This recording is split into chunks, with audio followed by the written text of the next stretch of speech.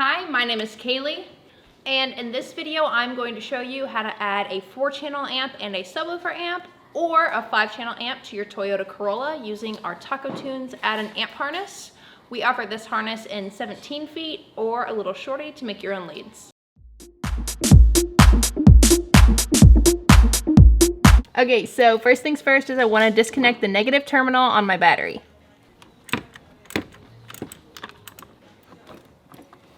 Okay, so now I'm going to go ahead and remove my head unit, and I'm going to show you the quick couple of steps to get it out. Okay, so first I'm going to remove this plastic trim right here.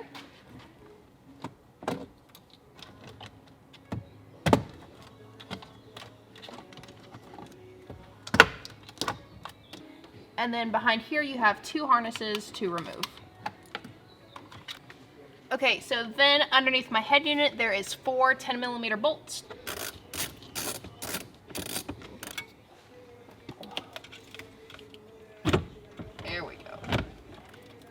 Okay, so first step in installing your harness, you're going to remove your 10 and 28 pin.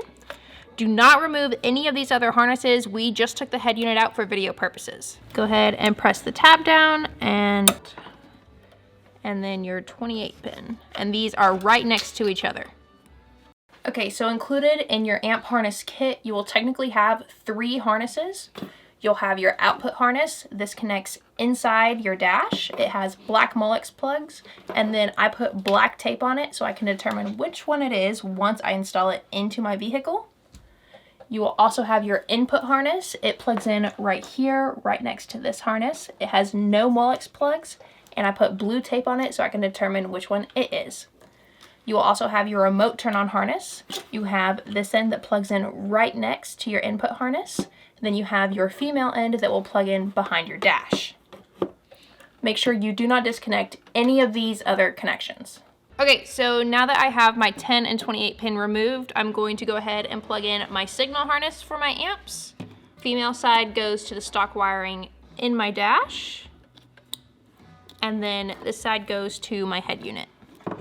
Now my remote turn-on harness, I'm going to go ahead and plug that in as well. Okay, so now that my harnesses are connected to my stock wiring, I'm going to take my input harness. It is the one with the blue tape. I'm going to go ahead and connect my input harness to my front and rear channels. Make sure you refer to the diagram to make sure you know where each connection goes. Now I'm going to go ahead and connect my remote turn-on harness.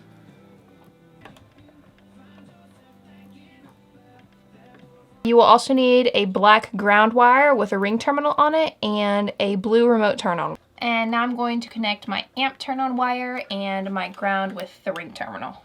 Okay, so now that my harnesses are all connected, I'm going to go ahead and connect my RCAs going front, rear, and sub. I'm going to go ahead and connect my RCAs to my 4-channel amp, starting with my front.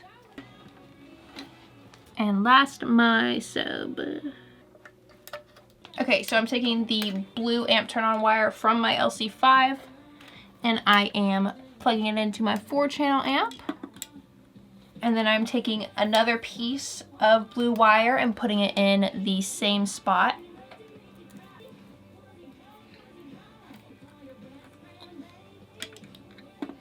Okay, so now I'm going to take the other side of that blue wire and plug it in to the remote area on my sub amp. So now that all of my input connections are made, I'm going to come over to the output side of my amp, and I'm going to take my output harness, which is the one with the black Molex plugs and the black tape. I'm going to cut off my Molex plugs.